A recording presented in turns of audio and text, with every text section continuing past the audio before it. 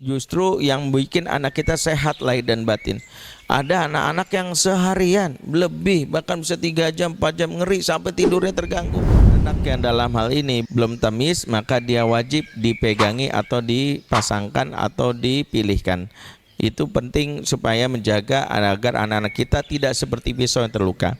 Sementara bagi anak sudah tamis, mereka diberikan hak pakai dengan sebuah definisi yang kita tegaskan. Ini handphone milik bunda, ini handphone milik ayah. Ya, ayah izinkan kamu memakainya. Ya, coba diulang. Ini handphone milik siapa? Milik bunda, milik ayah. Oke, memakainya dengan syarat apa, nak? Nah, syarat inilah yang kita bisa bikin kesepakatan. Mulai dari satu. Pertama, syaratnya waktu.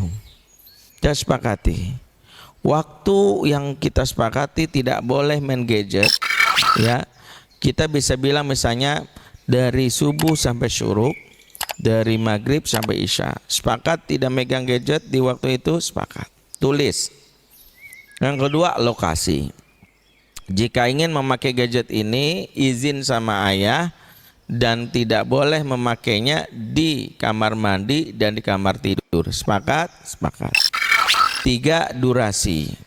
Durasi berkaitan dengan anak diajarkan tentang kapan dia dalam hal ini ya maksimal memakai gadget.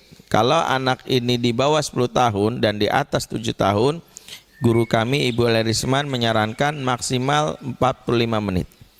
Maksimal 45 menit. 10 tahun sampai misalnya 12 tahun itu adalah 1 jam. Jadi total pemakaian 1 hari itu 45 menit dan 1 jam. Jadi bayangkan, ini justru yang bikin anak kita sehat lahir dan batin. Ada anak-anak yang seharian lebih, bahkan bisa 3 jam 4 jam, ngeri sampai tidurnya terganggu. Ini karena ortu yang tidak mengontrolnya. Yang keempat adalah aplikasi atau isi. Seperti misalnya kita bilang, kalau mau install ini ngomong sama bunda, ngomong sama ayah. Kalau bunda ayah nggak izinkan, jangan diinstal. Sebab ada yang main install saja. Ini sebagian ada anak yang main game yang terlarang. Bahkan kalau perlu kita bikin namanya masa expirednya. Misalnya ada game yang kita bilang, oke, game ini cuma boleh 1 bulan, setelah bulan nanti di uninstall.